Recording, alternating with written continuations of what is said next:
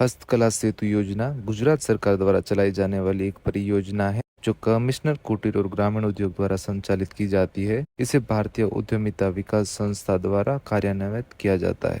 નમસ્કાર, મારું નામ પરેશ રાઠવા છે અને હું છોટાઉદેપુર જિલ્લાના કવાંટ ગામમાં રહું છું અને હું છેલ્લા લગભગ 28-30 વર્ષથી બાબા પિઠોરા એટલે કે જે લોકો પિઠોરા પેઇન્ટિંગ્સથી નામથી આજે વિશ્વભર પ્રસિદ્ધ થઈ ગયું છે, તો બાબા પિઠોરાની મન્નત હું છેલ્લા 28-30 વર્ષથી લખતો આવ્યો છું. બાબા પિઠોરા એ અહીંના છોટાઉદેપુર જિલ્લામાં વસતા રાઠવા ભીલ ભીલાલા નાયક સમાજના દેવતા છે અને તે દેવતાની મન્નત રાખવામાં આવે છે. તો જે અમારા રાઠવા આદિવાસી સમાજના લોકો જે છે તે બાબા પિઠોરા દેવની મન્નત એટલા માટે રાખે છે કે ઘરોની અંદર સુખ શાંતિ રહે, પ્રકૃતિની કોઈ મુશ્કેલી ના રહે, તેના માટે બાધા રાખતા હોય છે. તો તેના માટે બળવાને અને અમારા જેવા લખારાને બોલાવતા હોય છે. તો એ બાધા ઘોડાના રૂપે ઘરોની મુખ્ય દિવાલ ઉપર તે લખવામાં આવે છે, એટલે કે દોરવામાં આવે છે. આ પરંપરા 12,000 વર્ષ પહેલાથી ગુફાઓમાંથી શરૂ થયેલી આ પરંપરા શૈલી છે. 12,000 વર્ષ પહેલાં ગુફાઓની અંદર અમારા સમાજના આદિવાસી લોકો એકબીજાના સંદેશા વ્યવહારનું માધ્યમનું કામ આ ચિત્રો અંકિત કરીને તે કરતા હતા, વિવિધ ચિત્રો દોરતા અને તેમાંથી સંદેશો મળી જતો હતો.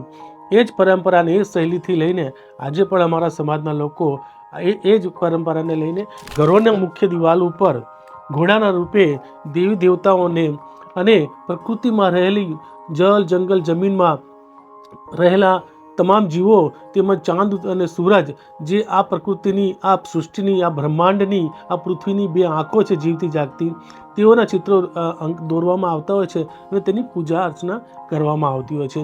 આ પૂજા અર્ચનાની અંદર અમારા ગામના લોકોને, સગાવાલાઓને તે બોલાવવામાં આવતા હોય છે અને 3 થી 4 દિવસ સુધી આ એક ઉત્સવ જેવો માહોલ કરવામાં આવતો હોય છે.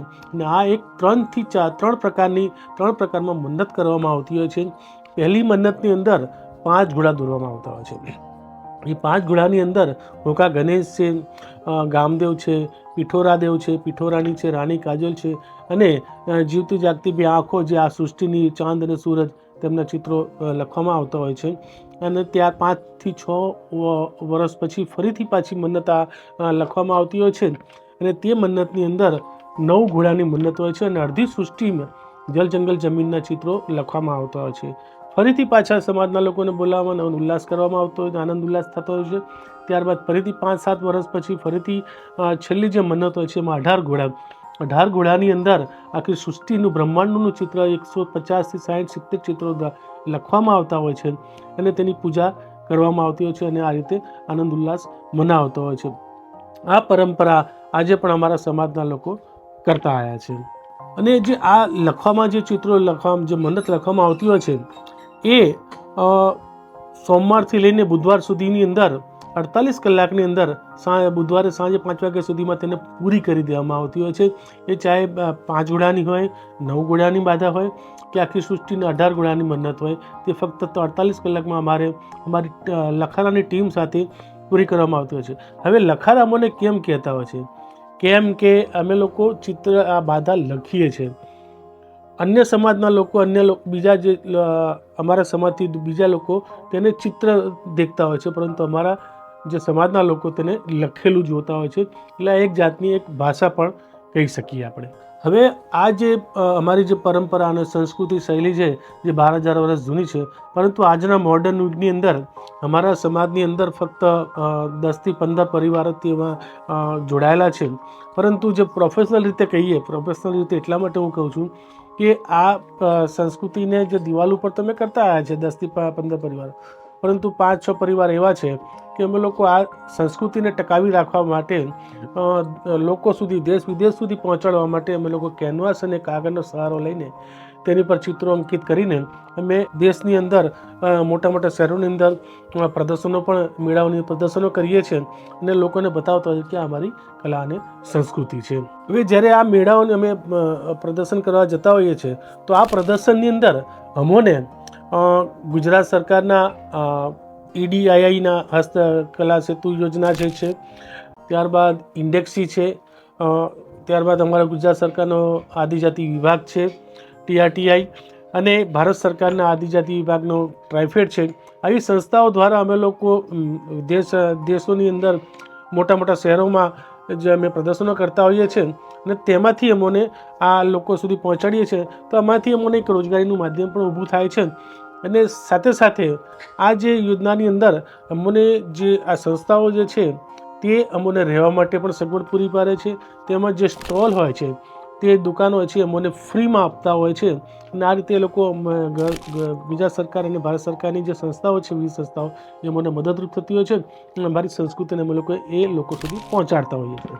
જે રીતના અમારી કલા સંસ્કૃતિ જે છે એ અમે લોકો સુધી તો પહોંચાડતા હોઈએ છીએ, પરંતુ આને જો તમારે લાઈવ જોવું હોય, જે અમે લોકો જે બાધાના જે ચિત્રો છે ઘરોની અંદર દિવાલો પર લખતા હોઈએ છીએ, એ આપને જો ખરેખર જોવું હોય તો એ અમારા ગામની અંદર શિયાળાના 2 મહિના જાન્યુઆરી ફેબ્રુઆરીની અંદર 2-3 મહિનાની અંદર અમારા બાધાના ચિત્રો લખાતા હોય છે. ત્યાં અમે જે બાધા થતી હોય ત્યાં લખવા જતા હોઈએ છીએ. આ એક બહુ સુંદર અને સરસ એવો પ્રસંગ રહેતો હોય છે. એને જોવા માટે જો તમારે આવવું હોય તો અમારા ગામમાં મારો કોન્ટેક્ટ નંબર હું તમને આપું છું 95-865-52-368. આ નંબર ઉપર તમે મને કોલ કરશો તો હું તમને જણાવીશ કે આ દિવસોમાં આ જગ્યાએ બાધા છે તો તમે જોવા આવી શકો છો. અથવા તો હું જો મોટા શહેરોની અંદર પ્રદર્શન થતા હોય ત્યાં પણ મારા લાઈવ ડેમોન્સ્ટ્રેશન થતા હોય છે, ત્યાં પણ હું ત્યાં આગળ આપને બતાવી શકું એમ છું. આ જે કલા સંસ્કૃતિ જે છે એ આપ નિહાળવા માટે તો આવશો બી ખરી. હવે સાથે સાથે જ્યારે અમે છેલ્લા 28-30 વર્ષથી આ કાર્ય કરું છું અમારી જે કલા અને સંસ્કૃતિ જે લુપ્ત ના આરે છે, ગુજરાત સરકારે અને ભારત સરકારે તેને લુપ્ત ઘોષિત કરી છે, તો એને બચાવવાનું કાર્ય હું જે છેલ્લા 30 વર્ષથી કરી રહ્યો છું. એની સાથે સાથે વચ્ચે મને ગુજરાત સરકારે ઘણા એક સન્માનિત અને ઘણા એવોર્ડો મને આપેલા છે. જેમાં હું તમને કહું તો અમારા જિલ્લાની અંદર જ 2020ની અંદર માન્ય મહામહિમ રાજ્યપાલ શ્રી અને મુખ્યમંત્રી શ્રી રૂપાણી સાહેબ આવ્યા હતા. તેઓએ અમારા છોટાઉદેપુર જિલ્લાના શ્રેષ્ઠ કલાકાર તરીકે મને મોમેન્ટો આપીને સર્ટિફિકેટ આપીને સન્માનિત કર્યા હતા. તે જ વર્ષની અંદર રાજકોટ ખાતે 26 જાન્યુઆરીની અંદર ત્યાં પણ તેઓ લોકો મને બોલાવીને ગુજરાતના શ્રેષ્ઠ કલાકારોની અંદર તેઓ લોકો મારું સન્માન કર્યું હતું. ત્યારબાદ 2018ની અંદર મને રાજ્ય પુરસ્કાર પિઠોરા કલાની અંદર લુપ્ત થતી કલાની અંદર મને રાજ્ય પુરસ્કારથી સન્માનિત કરેલ છે. 2021માં બેસ્ટ ટુરિઝમ એવોર્ડ પણ મને મળેલ છે. ત્યારબાદ હાલમાં જ 2023ની અંદર ભારત સરકારનો સર્વશ્રેષ્ઠ ચોથો સન્માન નાગરિક સન્માન પુરસ્કાર, જેને પદ્મશ્રી આપણે કહીએ છીએ, તે પદ્મશ્રીથી પણ મને ભારત સરકારે મહામહિમ રાષ્ટ્રપતિ દ્રૌપદી મુર્મુના હસ્તે મને સન્માનિત કરવામાં આવ્યો. એ અમારી સંસ્કૃતિને બચાવવા માટે મને આ કાર્યથી સન્માનિત કરેલો છે.